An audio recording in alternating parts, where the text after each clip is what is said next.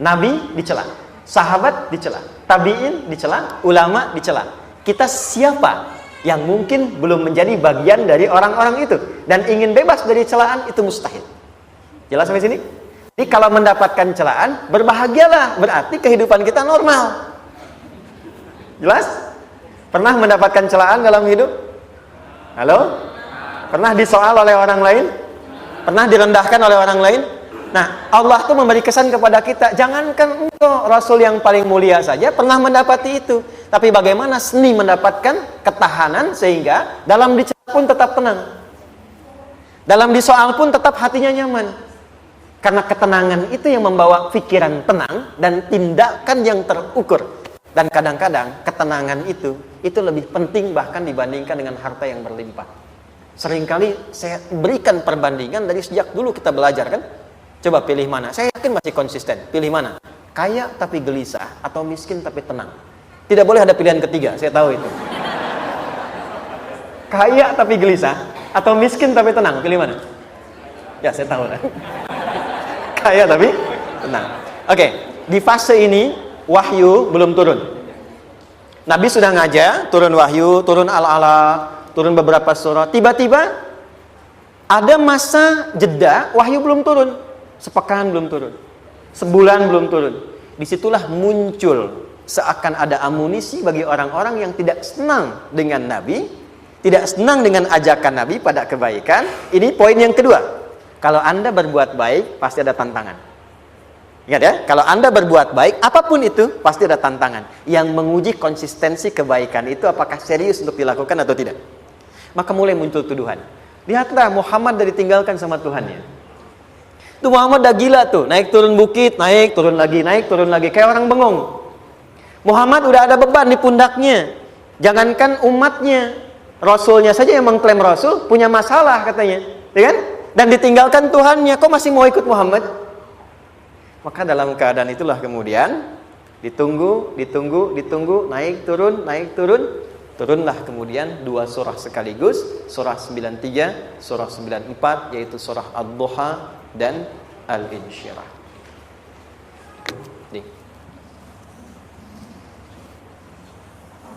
Oke.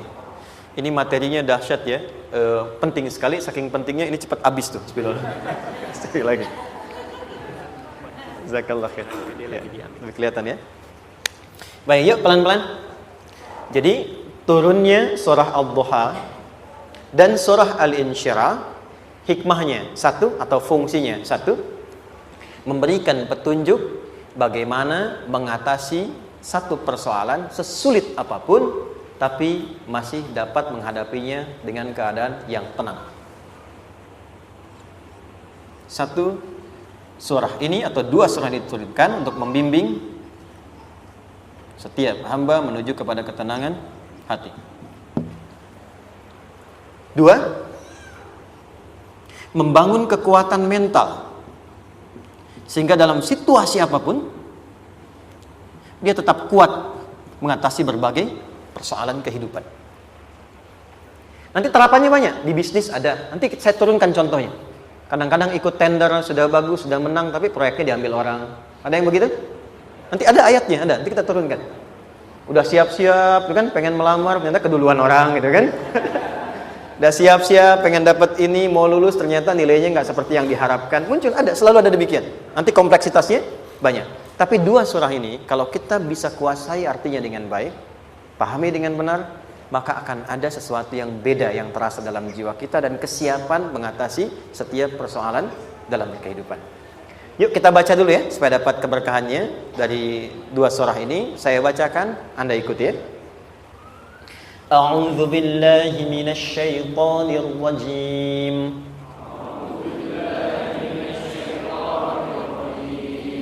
Bismillahirrahmanirrahim.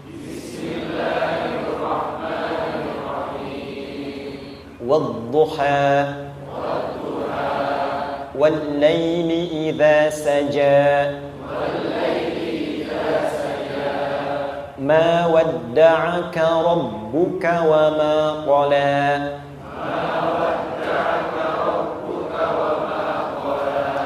Ma wadda'aka rabbuka wa ma qala.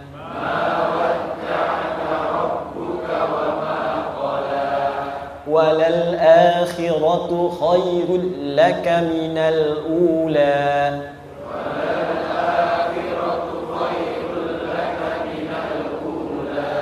ولسوف يعطيك ربك فترضى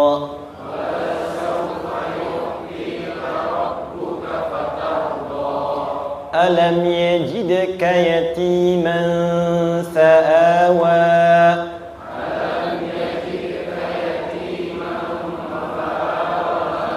ووجدك ضالا فهدى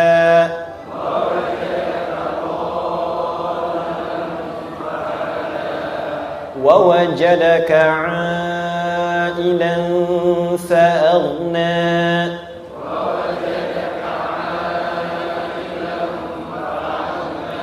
فأما اليتيم فلا تقهر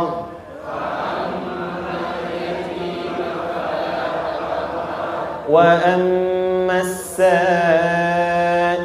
فلا تنهر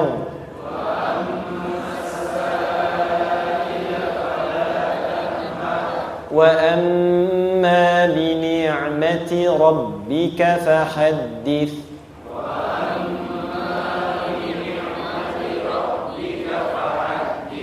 Baik, satu surah dulu, alhamdulillah. Izin saya bacakan tadi untuk diikuti supaya setidaknya kalau kita pulang dan ditanya bagaimana hidupmu engkau jalani, seperti apa engkau berinteraksi dengan Quran yang telah aku turunkan, maka kita pernah menjawab, ya Allah, kami pernah bacakan itu. Jangan pernah kita berkehidupan sampai wafat dan tidak pernah berinteraksi dengan Quran walaupun sekedar membacanya. Wadduha, aku bersumpah, setiap huruf waw yang berada di awal kalimat di satu surah itu makna utamanya berarti sumpah. Ya, qasam, sumpah. Seringkali diartikan demi, ya. Wal asri, demi masa. Wal fajri, demi waktu fajar. Wal laili, demi malam. Intinya sumpah. Sebentar, pelan-pelan. Kalau Allah menyampaikan sesuatu kepada kita, yakin tidak? Saya ulang, yakin tidak? Serius? Hah? Kalau yakin, kenapa tidak dilakukan? Ya, itu pertanyaan besar, ya. Baik, kalau Allah menyampaikan Allah tidak bersumpah pun harusnya kita yakin. Tapi kalau Allah bersumpah dalam kaidah ilmu tafsir berarti ada sesuatu yang sangat penting, yang saking pentingnya akan sangat dibutuhkan oleh setiap hamba, sehingga diminta setiap hamba itu fokus menyimak apa yang mau disampaikan. Bahkan saking pentingnya menyimak itu Allah bersumpah. Jelas? Kalau teman-teman menemukan di Quran ada ayat dibuka dengan sumpah, berarti ada kasih Allah yang tinggi yang akan disampaikan di ayat itu sampai meminta kita fokus untuk menyimaknya. Ad-duha, untuk memudahkan maknanya, teman-teman kalau waktu duha itu jam berapa ya? Oke, sebetulnya dimulai sejak matahari itu mulai naik, yang memantulkan, ya, atau menyinari cahayanya itu mulai terasa lembut. Ya, kalau misalnya kita ambil 1,5 jam setelah subuh. Sekarang subuh 4:30 lah, taruhlah 4:30 ya. 1,5 jam berarti jam 6 kan? Nah, itu awal duha tuh. Awal duha. Sampai ke pertengahan kurang lebih 9:30, jam 10. Akhir duha jam 11 sampai menjelang ke zuhur. Awal duhanya disebut dengan syuruk namanya. Syuruk. Jadi syuruk itu awal duha. Kalau sudah jam 6 ada cahaya matahari ya, enak gak ke tubuh kita itu? Nyaman gak? Jam 8 enak gak kalau berjemur ya? Jam 9 enak ya? Nah, ini kata kiasan dalam bahasa Arab. Kalau kita merasakan sesuatu yang enak, nyaman, memberikan manfaat yang banyak, itu orang Arab sering memberikan kiasan dengan waktu-waktu tertentu. Di antaranya duha. Jadi kalau kita menemukan kalimat duha, jangan langsung diartikan ke waktu duhanya. Boleh jadi yang diinginkan adalah makna di balik itu, yaitu semua kenikmatan dan kenyamanan yang didapatkan. Cara mengartikan ini, wadduha, aku bersumpah kata Allah, ya Muhammad, demi semua kenikmatan yang kau rasakan dalam hidup, seperti engkau merasakan kenikmatan cahaya duha itu. Jelas? Wal laili idza saja, dan aku bersumpah al-lail, lail itu apa? Malam. Baik, lail turunannya layali jamaknya, lela, lili, lala itu malam. Jadi kalau ada ibu leli, ibu malam-malam ya. Lail. Oke. Lail itu malam. Malam gelap nggak? Gelap. Tapi kalau gelapnya gulita, tidak ada cahayanya, gelap betul gitu. Gelap ya. Misalnya sedang kita dapati misalnya satu momentum padam lampu, padam semua, dan pas gerhana misalnya gelap sekali. Nah, itu bahasa Arabnya disebut dengan saja namanya. Ya, saja. Wal laili idza saja. Dan malam apabila telah gulita, zaman Nabi kan gak ada lampu ya, belum ada PLN ya, dan seterusnya, jadi gelapnya betul-betul gelap. Saya mau tanya sebentar, biasanya kalau situasi gelap itu mudah nggak menemukan benda tertentu? Melangkah mudah atau sulit? Tidak mudah untuk dilakukan kan? Dalam bahasa Arab, kalau kita ingin mengungkapkan satu kegamangan yang luar biasa, sampai kita merasakan gelap dan sulit melangkah, bukan hanya karena nggak ada cahaya, mungkin karena ada pekerjaan tertentu yang menyulitkan, masalah tertentu yang menyulitkan, sehingga merasa seakan-akan kita tuh gelap. Makan nggak enak, melangkah susah. Pernah nggak merasakan situasi yang saking beratnya satu beban itu seakan-akan makan nggak mau, melangkahnya berat, ada vertigo, kadang-kadang pusing. Pernah merasakan itu? Itu bahasa Arabnya, wal-laili idza saja. Perhatikan kalimatnya, ya Muhammad sallallahu alaihi wasallam, aku bersumpah demi semua kebahagiaan dan kenikmatan yang engkau pernah raih seperti merasakan kenikmatan cahaya duha. Dan mungkin persoalan hidup yang pelik yang membuat engkau merasakan kesulitan, seakan-akan merasa di suasana gelap yang gulita. Ma wadda'aka rabbuka wa ma qala. Tanamkan dalam jiwamu yang paling dalam, aku tidak akan pernah meninggalkanmu. Ada suami pulang dari pekerjaan, mendapati istri sedang termenung dan mengalir air matanya.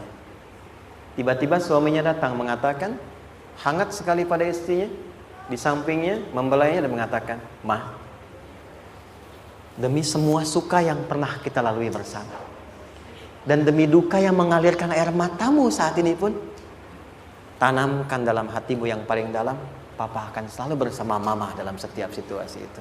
Kira-kira para ibu merasakan itu bagaimana perasaannya? Masa sih? Tapi itu menarik loh. Menarik ya. Jadi kalau teman-teman ngaji surat Yusuf, di surat Yusuf itu laki-laki diilustrasikan dengan matahari, perempuan diilustrasikan dengan rembulan. Ya.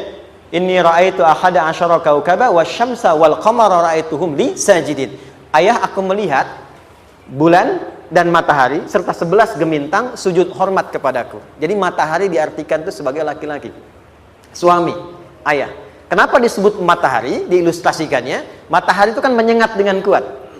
Kalau kita menjemur, mengeringkan pakaian, melindungi. Tipikal suami itu melindungi. Ada yang ganggu istri, sengat dengan kuat. Ada air mata yang mengalir, hey, keringkan itu sehingga tidak larut air mata mengalir di pipinya. Itu matahari. Sebaliknya rembulan. Rembulan itu kan enak dipandang, bukan bulannya ya. Bukan bulannya. Kalau bulannya kan desainnya nggak sempurna, baik terlihat. Tapi cahaya rembulannya tampil dengan indah, tampil dengan baik, enak dipandang, menenangkan, dan tidak tertukar. Jangan sampai ada istri jadi matahari, suami jadi rembulan. Jelas ya? Dengan kekuatan bulan aku menghukummu, ya kan? Itu. Oke. Tahan sampai sini, tahan. Lihat baik-baik. Saya berhenti sampai sini dulu. Kalau di Quran ada ayat menyebutkan, tidak spesifik orang yang disebutkan dan kapan kejadiannya, maka peristiwa itu akan terjadi dan dialami oleh kemungkinan generasi berbeda di setiap masa dengan tokoh berbeda tapi perasaan yang serupa.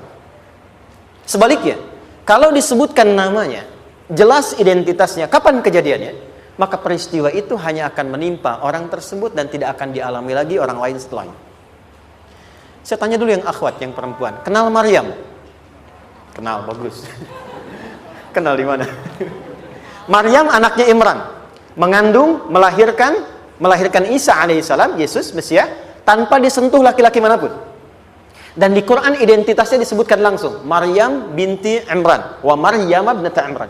Ini menunjukkan kesan bahwa yang mengandung dan melahirkan tanpa disentuh laki-laki manapun, itu hanya Maryam anaknya Imran. Ingat ya, mengandung, melahirkan tanpa disentuh laki-laki manapun. Bukan mengandung, melahirkan tanpa suami, kalau itu banyak dia. Ya, mengandung, melahirkan tanpa disentuh laki-laki manapun. Hanya Maryam binti Imran. Tapi kalau nggak disebutkan siapa orangnya, kapan kejadiannya, tidak detail disebutkan, ini artinya situasi itu akan dialami kembali oleh orang di masa depan dengan generasi yang berbeda tapi substansi yang sama. Pertanyaannya, pernahkah kita mengalami situasi yang sulit sampai seakan merasa gelap? Nah, baik, maka adab yang pertama, jika mengalami situasi seberat apapun dalam berkehidupan, maka dekati Allah Subhanahu wa ta'ala.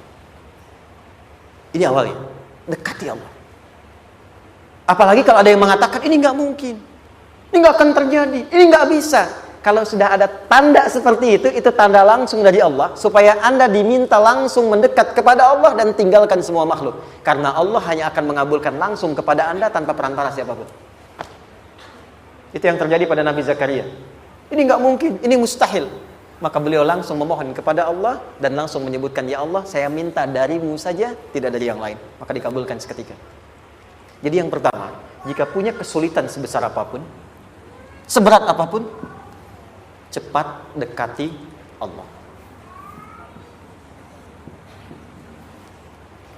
Maka di situ akan dijawab langsung oleh Allah, ma wadda'aka rabbuka wa ma qala.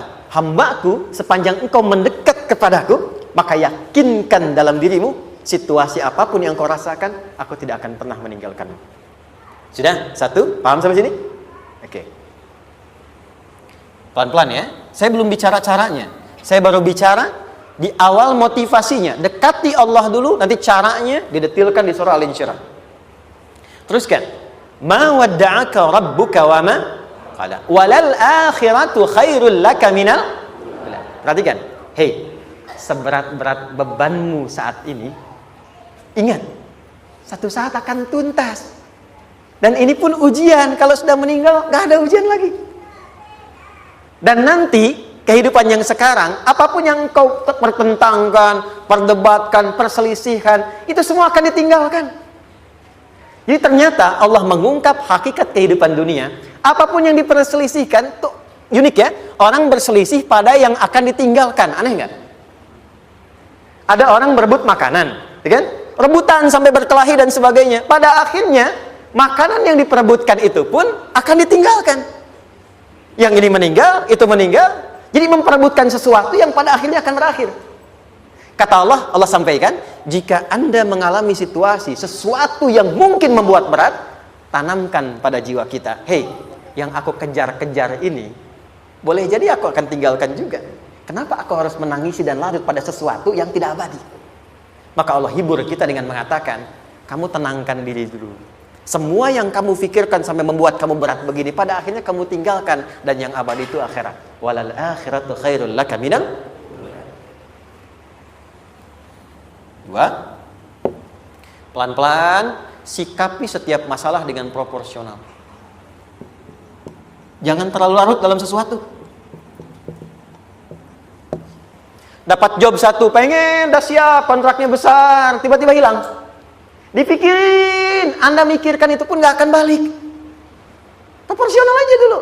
Ya, nanti caranya akan turun nanti di Al-Insyirah. Tenangkan diri dulu. Prasangka baik kepada Allah Subhanahu wa ta'ala. Boleh jadi apa yang Allah ingin berikan sebagai pendahuluan sekarang belum sampai kepada kita karena Allah menyiapkan yang lebih baik di balik itu. Kita belum tahu ada apa di balik itu sehingga kita tidak dapatkan itu. Sehingga kemudian Allah katakan walal akhiratu khairul laka minal ula. Teruskan. Wala saufa yu'tika rabbuka. Pelan-pelan. Orang yang punya sikap seperti ini itu cenderung lebih dekat mendapatkan ridha Allah dibandingkan dengan orang-orang yang larut dalam kesulitan. Orang yang move on dengan setiap persoalan dalam kehidupan, cepat berpikir secara proporsional, tidak menggantungkan hidupnya pada persoalan tertentu sehingga membuat dia menjadi beban, itu lebih mendekatkan dirinya kepada ridha Allah dibandingkan dengan orang yang meratapi persoalan hidupnya.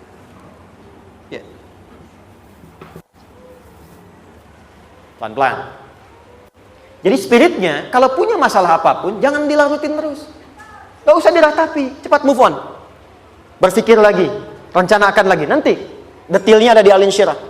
Tapi poin besarnya, janji Allah mengatakan, kalau Anda bisa move on, proporsional, maka yang dijanjikan oleh Allah, di situ Allah percepat datangnya ridha Allah subhanahu wa ta'ala. Kalau ridha Allah sudah datang, maka akan dua yang diberikan. Pertama kali, ketenangan di dalam jiwa. Dan yang kedua, kemampuan untuk berikhtiar lebih baik mencapai apa yang diinginkan. Satu, kalau ridha Allah sudah diberikan pada seorang hamba, yang pertama diberikan ketenangan dalam jiwa. Bukan dunianya dulu. Bukan apa yang Anda ingin harapkan dulu. Pengen sesuatu, ya, pengen materi, pengen kedudukan, pengen lulus anaknya ujian, ya kan? Tiba-tiba terjadi sesuatu, diratapin, alih-alih meratap, alih-alih membuat status, alih-alih menyulitkan diri, kata Allah, terima dulu proporsional. Setelah itu dekatkan diri kepada Allah, turun ridha Allah, begitu turun yang pertama diberikan ketenangan kepada hati. Tenang dulu. Kalau sudah tenang, nanti dibimbing menyelesaikan apa yang sedang dihadapi itu. Itu poin yang ketiga. Pelan-pelan. 4. Kita masuk ke detail sekarang. Perhatikan baik-baik. Ini yang paling menarik. Alam yajidka yatiman fa'awa. Muhammad SAW, bukankah dulu engkau yatim? Punya banyak masalah? Aku selesaikan juga. Ayahmu meninggal sebelum lahir, ada ibu. Ibu meninggal, ada kakek. Kakek meninggal, ada paman. Ya kan? Ada teman yang menemani Sayyidah Khadijah. Teman yang setia. Semua kebutuhan tersedia. Artinya apa? Perhatikan baik-baik. Kalau Anda punya masalah sekarang, jangan sampai melupakan yang dulu-dulu pun pernah tuntas Allah selesaikan. Jadi kalau sekarang sedang punya persoalan, jangan sampai satu masalah ini membuat Anda kehilangan harapan dan kehidupan. Sementara Anda sadar, dulu pun banyak masalah kok selesai juga. Kenapa dengan yang satu ini kita harus jatuh?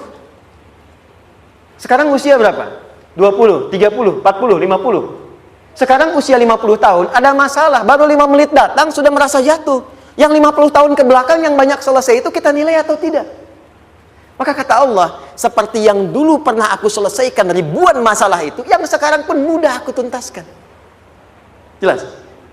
Nah, secara psikologi, orang-orang yang selalu bertindak seperti itu akan selalu punya harapan lebih tinggi untuk menyelesaikan persoalannya. Jadi kalau sedang punya masalah, pikirkan yang dulu juga selesai, masa yang sekarang nggak selesai. Itu prinsipnya. Secara psikologis demikian. Jelas ya? Oke. Wa wajadaka dhallan fahada. Muhammad, dulu engkau pernah mengalami melihat masyarakat banyak berbuat yang tidak baik, aku berikan petunjuk. Kuncinya fahada di situ. Orang yang punya motivasi kuat dan keyakinan untuk bisa menyelesaikan persoalannya, maka dia akan lebih cepat mendapatkan petunjuk Allah untuk mendapatkan solusi terbaik. Ada sini. Saya agak cepat ya, mohon izin.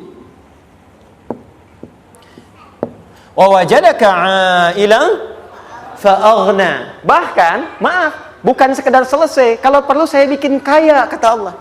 Aghna itu kalau ilmunya luas. Kalau harta, hartanya banyak. Kalau kedudukan, kedudukannya tinggi. Hei, engkau yang sedang mengejar kedudukan, aku tahan sebentar karena ada yang gak bagus untukmu di sini. Tapi kalau kamu terima, aku angkat itu lebih daripada apa yang kamu harapkan. Kamu pengennya bintang 2, aku naikkan sampai bintang 4. Kalau perlu 5 sekalian. Hei, kamu yang ingin kampus di sini, aku tahan. Bahasa kamu nggak lulus, kamu nangis, kamu mengadu, kamu datang pada orang tuamu. Orang tua mulai protes, mulai curhat macam-macam. Terima dulu. Mungkin di sini ada yang tidak baik seperti doa ibumu yang sering memohon, ya Allah, jangan sampai anakku berbuat yang salah. Jangan sampai terjebak narkoba. Jangan sampai terbawa tawuran. Di sini ada yang kurang tepat untukmu. Kalau kamu ridha, kamu terima, kamu proporsional, bahkan aku pindahkan ke kampus yang lebih baik yang tidak kamu bayangkan sebelumnya. Di orang-orang yang selalu menerima apa yang Allah ujikan dan ridha dengan itu, maka Allah akan angkat derajatnya bahkan melebihi ekspektasi dirinya. Paham? Kalau sudah seperti itu, maka lihat ujung ayatnya. Lihat ujung ayatnya. Fa ammal yatima fala taqhar. Hei, maka jangan pelit berbagi kepada orang lain. Share. Kalau sudah sukses, share. Berbagi, bukan hanya materi, bagi ilmunya, ya, bagi kebahagiaannya. Wa ammas sa'ila fala tanhar. Jangan sampai nunggu orang minta. Kalau lihat ada kawan yang butuh, sekarang Anda sukses.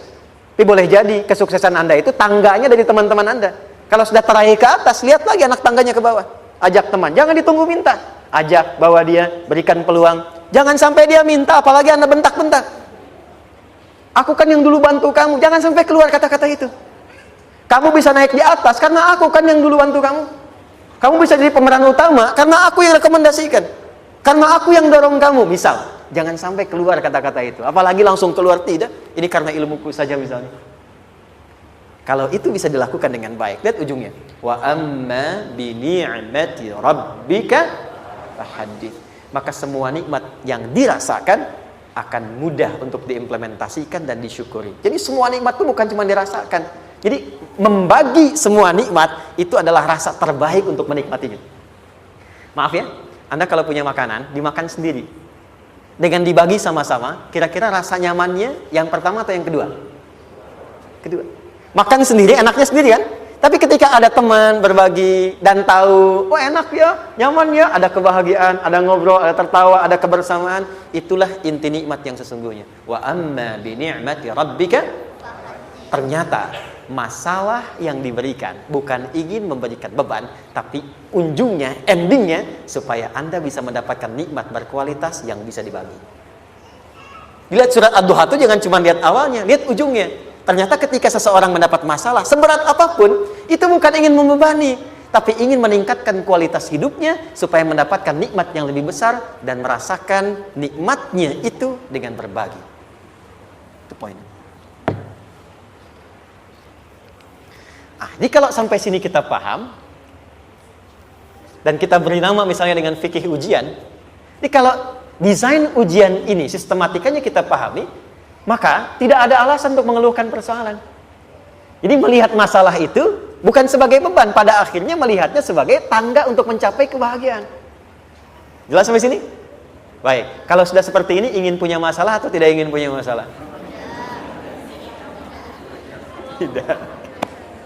Ingat ya, jadi kalau anak pulang bawa masalah, dilihatnya jangan beban. Oh, Allah ingin menaikkan kualitas pada anak saya, yang dengan itu menjadikan ia mendapatkan nikmat yang belum pernah didapati. Kalau rumah tangga sedang ada masalah, jangan banyak diperseterukan, tapi direnungkan sejenak. Oh, Allah ingin meningkatkan kualitas rumah tangga ini, sehingga kita bisa mendapatkan nikmat yang tidak pernah didapati sebelumnya. Makanya nikmat berumah tangga itu yang terbesar, selalu bertambah ketika menyelesaikan masalah. Silahkan cek. Kalau sedang ada masalah berseteru kan? Tapi setelah selesai kan jadi lebih nikmat ya? Ya? Lebih senang lagi, lebih cair lagi, lebih bahagia lagi, lebih mendukung lagi. Ternyata ada nilai-nilai kebaikan yang tersimpan yang belum disadari sepenuhnya. Pertanyaannya, kadang-kadang mudah diucapkan tapi tidak mudah mempraktekkan. Bagaimana itu semua bisa ditempuh dengan baik sehingga ketika mengalaminya kita bisa tenang menghadapinya. Maka turunlah surah Al-Insyirah. Saya cepat.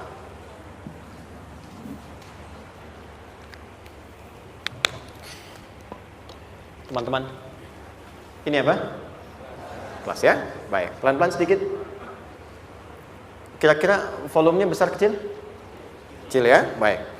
Kalau saya bandingkan dengan gayung, volumenya besar mana? Gayung ya? Baik. Kalau ini saya perlebar, sehingga bisa memasukkan apapun ke dalamnya, itu bahasa Arabnya disebut dengan insyirah namanya. Jelas? Meluaskan sesuatu sehingga terlihat lapang,